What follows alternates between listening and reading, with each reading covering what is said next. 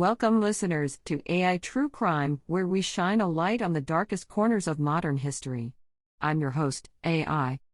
Today, we are pulling back the curtain on one of the most shocking, heartbreaking, and defining events of the 21st century.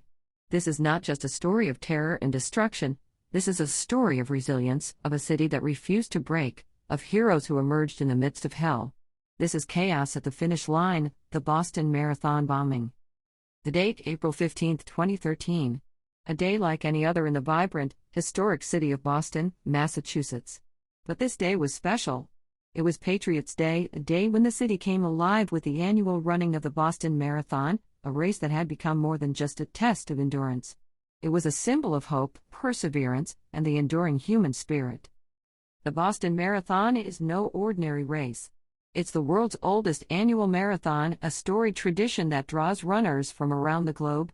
Over 27,000 athletes had trained for months, years, even, pushing their bodies to the limit to compete in this iconic event. Spectators lined the streets, families with children perched on their shoulders, cheering for loved ones, strangers, and heroes alike. The energy was electric, the city buzzing with excitement and pride. Amid the sea of smiling faces, clapping hands, and waving flags, there was something sinister, something unseen by the thousands who had gathered in celebration. Lurking among the crowd were two brothers, Tamerlan and Dzhokhar Tsarnaev, who had their own twisted reason for being there that day. The Tsarnaev brothers were no ordinary siblings. Born in Kyrgyzstan to a family with roots in Chechnya, they had come to the United States as refugees, seeking a new life, a fresh start. But somewhere along the way their path diverged from the American dream and descended into darkness. Influenced by extremist ideologies, they grew increasingly disillusioned with the country that had given them a home. And on that sunny April day, they decided to make their hatred known. Their weapon of choice? Homemade bombs, crudely yet effectively constructed using pressure cookers filled with nails, ball bearings, and black powder. These devices, meant to maximize devastation, were carried in plain sight, disguised as ordinary backpacks, blending seamlessly with the belongings of countless others who had gathered to witness the marathon's grand finish. They had carefully scouted the race, choosing the perfect locations to inflict maximum carnage. The first bomb was placed near the finish line, where thousands had gathered to witness the triumph of human endurance. The second bomb was set further down the road, positioned to strike those who would come running to help after the initial explosion. It was a diabolical plan, coldly calculated to cause the most pain, the most fear, the most chaos. As the minutes ticked by, the tension was imperceptible to those in the crowd. Parents pointed excitedly as runners approached, friends cheered as their loved ones neared the finish line, and runners pushed their bodies to the limit, determined to cross that final threshold. And then, urgent, shocked tone, 2:49 p.m. The first bomb exploded with a force that shattered the joy of the day in an instant. The blast sent shockwaves through the crowd, a ball of fire and smoke tearing through the air. Shrapnel from the bomb, nails, BBs, jagged metal, ripped into the bodies of those standing nearby, leaving a scene of unimaginable horror in its wake. 12 seconds later, as the shock of the first blast still echoed through the crowd, a second explosion erupted just a short distance away. The timing was deliberate, the positioning precise. This second bomb targeted those who had rushed forward to help, ensuring that even those who came with the best of intentions would not be spared the horror. The impact was catastrophic. Bodies lay strewn across the pavement, limbs severed, blood pooling in the street where just moments before, joy and triumph had reigned. The scene was one of utter devastation. Smoke billowed into the air, obscuring the horrific tableau as emergency responders raced to the scene. The runners who had crossed the finish line moments before now found themselves in a war zone, their euphoria replaced by terror. Some fled, some froze, and others, remarkably, turned back, sprinting toward the epicenter of the blast to help those who had been injured. In the midst of this chaos, heroes emerged. Carlos Arredondo, known as the Cowboy Hat Hero, became an iconic figure as he leapt into action, rushing to the aid of the victims. He famously tore through barriers, using his own clothes to staunch the bleeding of those who were gravely injured. Emergency personnel, firefighters, paramedics, police officers worked in unison, their training and bravery tested to the limits as they faced the unimaginable. As the injured were rushed to nearby hospitals, the city of Boston was plunged into a state of shock and confusion. Rumors flew, the media scrambled to piece together the story, and a city that had been celebrating its proudest day now found itself at the center of a nightmare.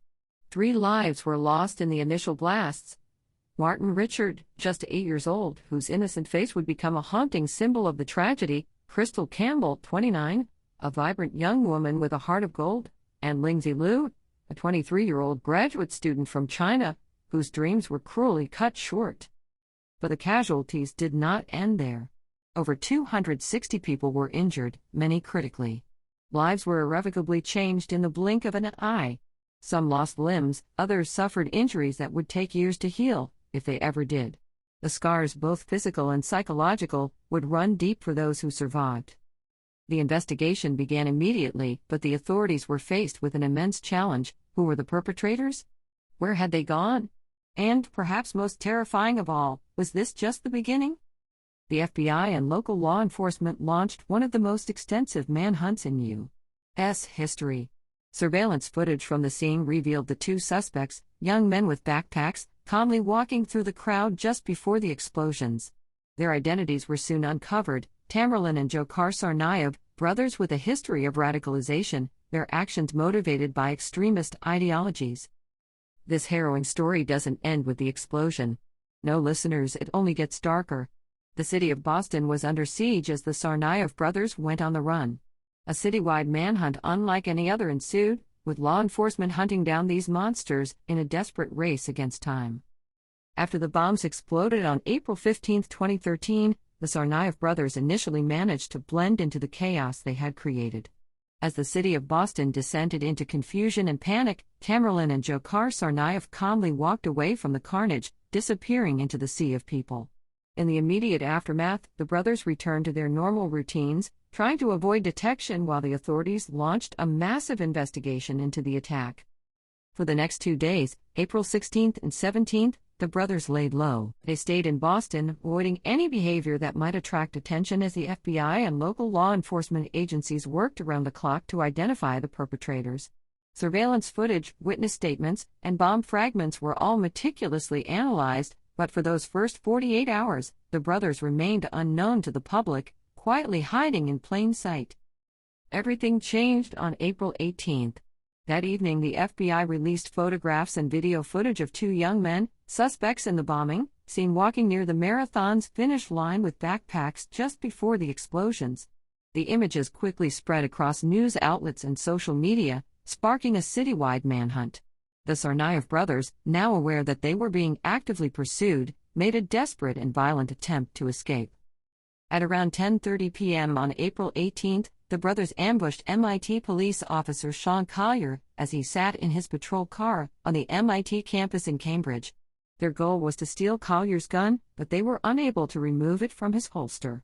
Still, they shot and killed the officer, an act of senseless violence that further escalated the terror gripping Boston. Following the murder, the brothers carjacked a Mercedes SUV in the nearby Allston-Brighton neighborhood. The driver, a young Chinese immigrant named Dun Meng, was taken hostage at gunpoint. During the terrifying ordeal, the brothers revealed to Meng that they were responsible for the marathon bombing and that they planned to drive to New York City to carry out another attack. For hours, Meng was held captive, forced to withdraw money from an ATM and drive them around the city. In a stroke of luck and courage, Meng managed to escape when the brothers stopped at a gas station.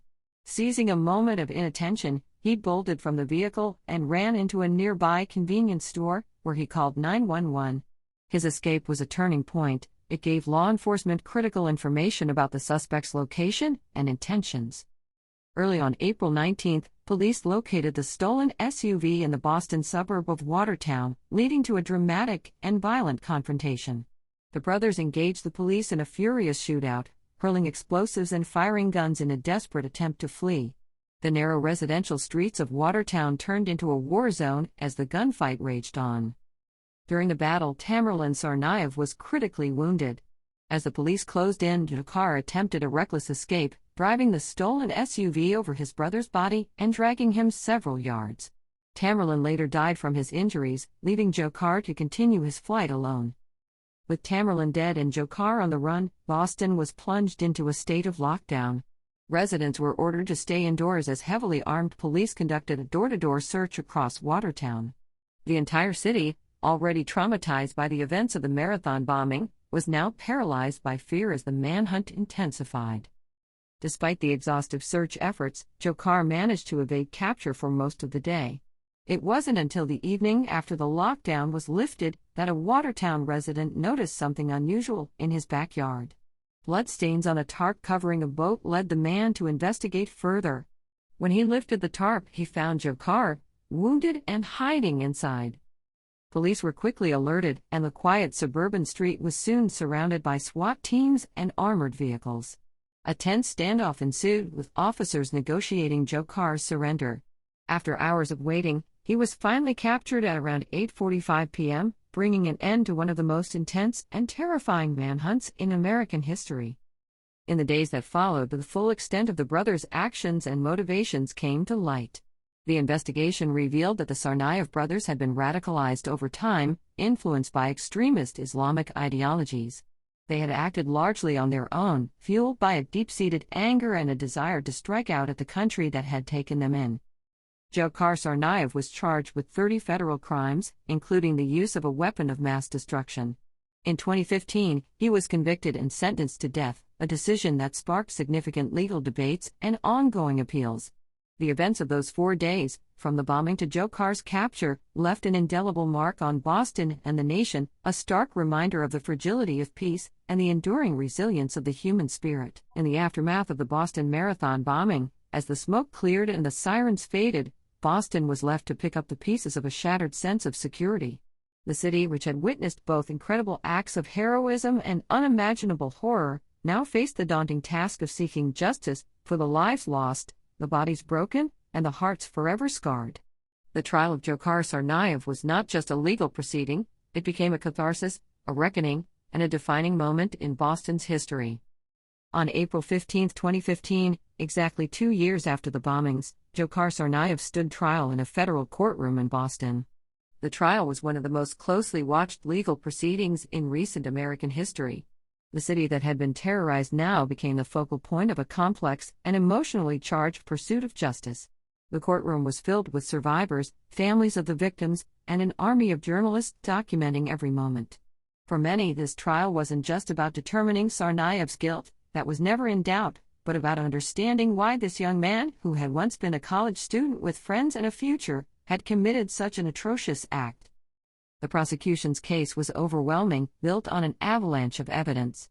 There were the haunting images from the marathon finish line, the bomb fragments, the chilling manifesto scrawled on the inside of the boat where Tsarnaev was captured. The prosecution meticulously laid out the timeline of the attack, the planning, and the aftermath. They painted a picture of a cold, calculated killer, a young man radicalized by extremist ideologies, who had turned his back on the country that had given him refuge. Survivors and families of the victims took the stand, their testimonies heart-wrenching. They spoke of the pain, the loss, the fear that still gripped them. Parents of the youngest victim, 8-year-old Martin Richard, described in agonizing detail how their lives were shattered in an instant. The courtroom was often silent except for the quiet sobs of those reliving their worst nightmares. Each testimony was a reminder of the human toll, a ledger of grief that could never truly be balanced.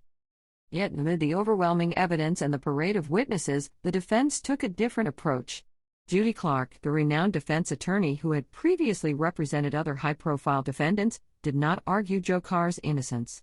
Instead, she sought to humanize him, to show that while he was guilty of a heinous crime, his older brother, Tamerlan, was the mastermind. The defense argued that Dzhokhar was a follower, influenced and dominated by his older brother, and that he was not beyond redemption. This argument, though compelling to some, did little to sway the jury. The horror of the bombings and the calculated nature of the attacks overshadowed any sympathy for a young man who had chosen to place bombs among innocent civilians. The jury, composed of a cross-section of Massachusetts residents, had heard enough. After weeks of emotional testimony and overwhelming evidence, they returned a verdict, guilty on all 30 charges, including conspiracy to use a weapon of mass destruction. But the trial wasn't over. The next phase was the sentencing, and it was here that Boston faced a profound moral and ethical dilemma. The prosecution pushed for the death penalty, arguing that the sheer brutality of Tsarnaev's actions warranted the ultimate punishment. The defense, on the other hand, pleaded for life in prison without the possibility of parole, arguing that executing Tsarnaev would only perpetuate the cycle of violence. This debate was not just confined to the courtroom. It reverberated throughout Boston and the nation. Massachusetts, a state with strong opposition to the death penalty, now found itself grappling with whether justice in this case meant taking another life. Opinion was divided. Some Bostonians, still raw with grief and anger, demanded the death penalty as the only fitting retribution for the man who had torn their city apart. Others, however, believed that life in prison was a harsher, more fitting punishment, a lifetime spent reflecting on his actions, without the possibility of martyrdom. On May 15, 2015, the jury sentenced Dzhokhar Tsarnaev to death. The decision was met with a mix of relief and unease. For some, it was the closure they had been waiting for, the final act of justice that would allow them to move forward. For others, it was a hollow victory, a reminder that no sentence could ever undo the pain and loss that the bombings had inflicted. As Boston grappled with the outcome of the trial, the city itself began to change. The events of April 15, 2013, had left an indelible mark on Boston, reshaping its identity and altering the way its people viewed themselves and their city. The phrase "Boston Strong" had emerged in the days following the bombing, a rallying cry that symbolized the city's resilience, its refusal to be broken by terror. But in the years that followed, this slogan evolved from a statement of defiance to a deeper, more complex expression of the city's identity. Boston became a symbol of resilience not just in the face of terror, but in the face of the broader challenges of life. The city's response to the bombing was marked by an outpouring of community support, acts of kindness, and a renewed sense of solidarity. Marathons in subsequent years became not just races, but events of remembrance, of tribute to the lives lost and the spirit that endured. The scars of that day, both physical and emotional, remained, but they became part of the city's narrative, woven into the fabric of what it meant to be from Boston. The trial of Dzhokhar Tsarnaev was more than just a legal proceeding, it was a moment of collective reckoning. It forced Boston to confront not only the horror of the attack but also the deeper questions of justice, morality, and the nature of forgiveness. The trial highlighted the complexities of human behavior, the ways in which ideology can warp a mind, and the devastating impact of violence on a community. But perhaps more importantly, the trial, and the bombing itself, revealed the strength of the human spirit. The survivors, many of whom had lost limbs or endured unimaginable trauma, became symbols of courage. Their stories of recovery, resilience, and determination inspired not just Boston, but the entire world. They ran marathons, raised funds for victims of violence, and shared their stories of hope and perseverance. In the years following the trial, Boston has continued to heal. Memorials have been erected, not just as reminders of the tragedy, but as beacons of hope. The city's landscape has changed, with new buildings and spaces reflecting a commitment to growth and renewal.